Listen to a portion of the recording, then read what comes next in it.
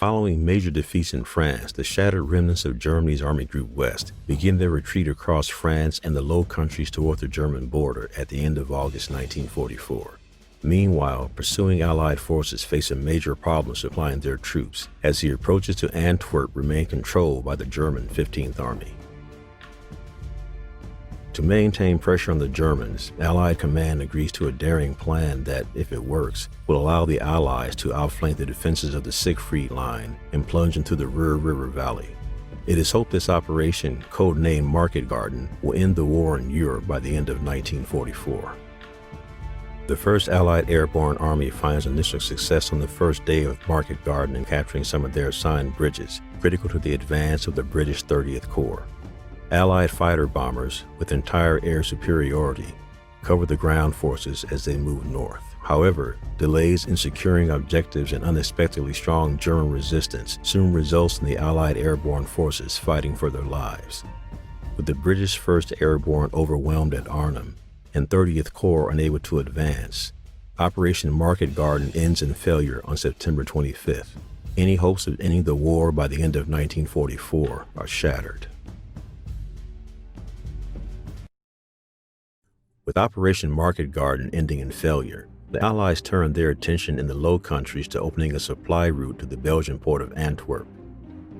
To accomplish this, German troops of the 15th Army need to be cleared from both banks of the Scheldt estuary and the surrounding area. The Battle of the Scheldt begins on October 2, 1944, with the northward advance of Canadian 2nd Corps and the westward advance of the British 1st Corps.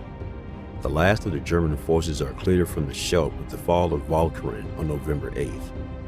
However, it will be another 3 weeks before the Scheldt is cleared of enemy mines and made safe for ships to dock at Antwerp, ending the Allied supply crisis. At the same time, the U.S. 1st Army begins its assault on the German city of Aachen on October 2nd and secures it 3 weeks later. Despite worsening weather conditions, the air forces of both sides remain very active. Freed from V-1 defense, RAF Hawker Tempest squadrons begin to move to the continent, while the Germans field some of their newest designs, including the Focke-Wulf 190D9 and the Messerschmitt 262.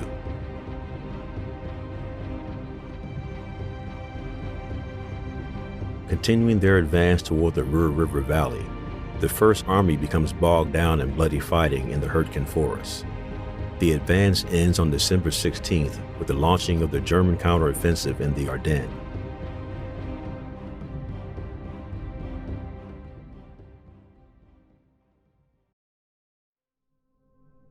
The situation on the Western Front in mid-December 1944 finds the Germans in full retreat and the Allies advancing more quickly towards the German border than expected.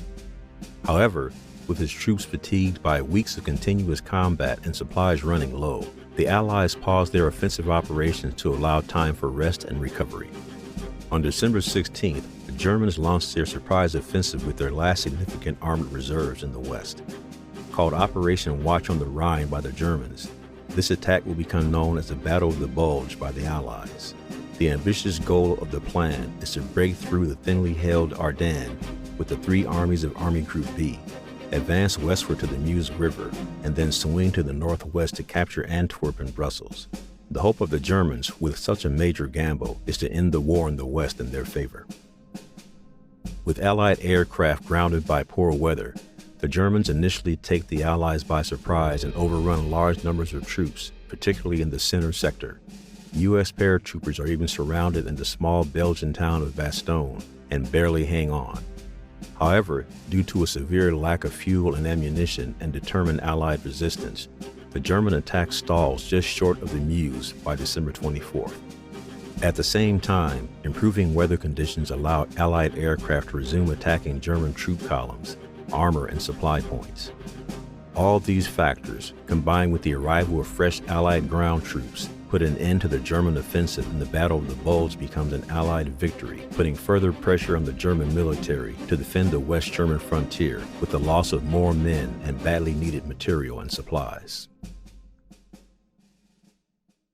December 26, 1944, becomes the turning point in the Battle of the Bulge. as units of General Patton's U.S. Third Army break through German positions in the south and relieve the besieged troops of Bastogne.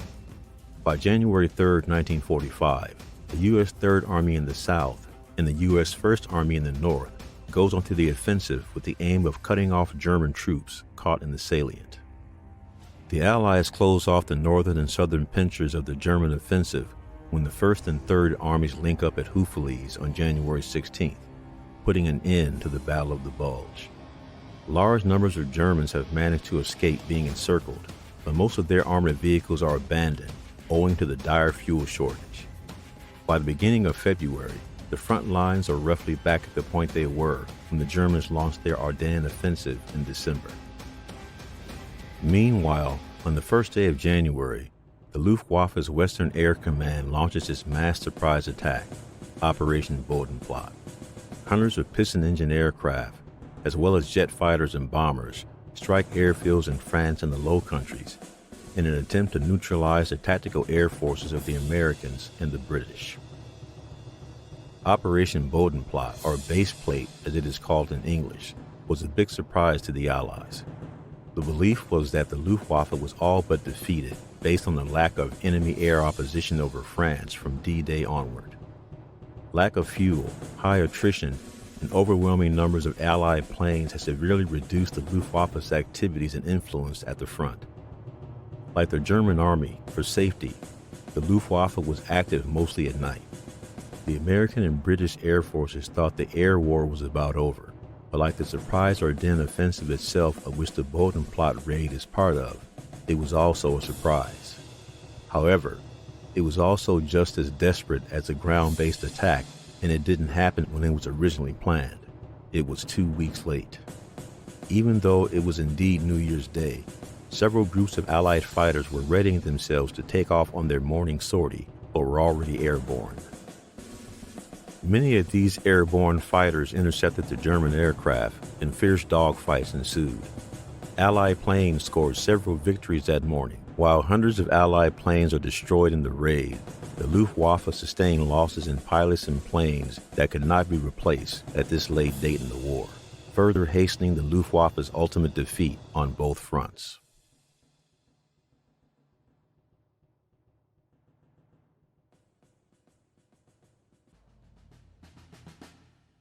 Attempting to break through the Siegfried defense line and clear the area between the Meuse and the Rhine rivers, the 1st Canadian and 2nd British armies began Operation Veritable on February 8, 1945, the northern pincer of the Rhineland offensive. Meanwhile, Operation Grenade, the U.S. 9th Army's southern pincer of the Rhineland offensive, is delayed until February 23rd due to the deliberate flooding of the Rhine plain by the Germans. However, by early March, the Allies have gained positions on the Rhine River from Emmerich to Koblenz.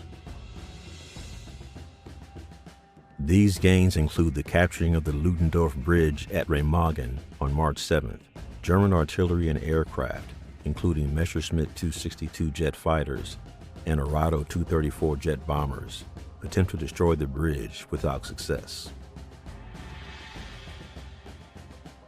The Allied 21st Army Group begins its crossing of the Rhine River, Operation Plunder, on the night of March 23rd, which is followed by Operation Varsity the next day, the largest single-day airborne operation in history.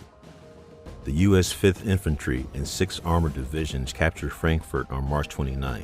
This is followed by units of the U.S. 9th and 1st Armies linking up at Lippstadt on April 1st, trapping units of the German Army Group B in the Ruhr pocket. The outcome of the Rhineland offensive has been decided.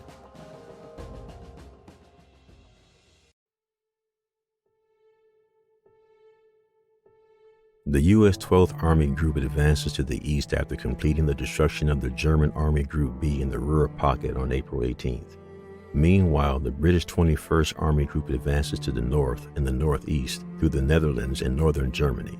Elements of the U.S. 1st Army link up with Soviet Red Army forces of the 1st Ukrainian Front near the River Elbe at Torgau on April 25th. The Red Army captures Berlin on May 2nd, and the German Instrument of Surrender is signed on May 8th.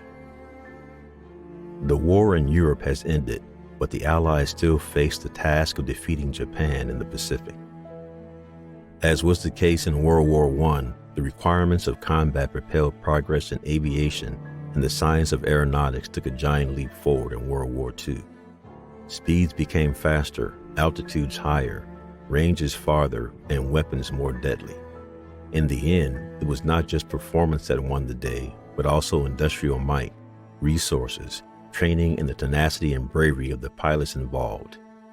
Each side produced their own aces and legends, with stories to be passed to future generations in books, magazines, movies, artwork, and even video games. The Luftwaffe once held dominance in the skies of Europe, only to have this superiority slowly eroded by the combined might of the Allied air forces. The iconic Stuka and her sirens, which were emblematic of the Blitzkrieg, would be silenced. Messerschmitt and Focke-Wulf designs would be bested by Spitfires, Yaks, and Mustangs. The German blitz on London would be dwarfed by Allied bomber streams of 1,000 aircraft, raining death and destruction all over the fatherland. This reversal of fortune and struggle to win the air war was costly on both sides. The numbers are staggering. Hundreds of thousands of aircraft were built, and countless young pilots and air crews were trained and thrown into merciless combat. Tens of thousands of pilots and aircrew were killed in combat or wounded on each side.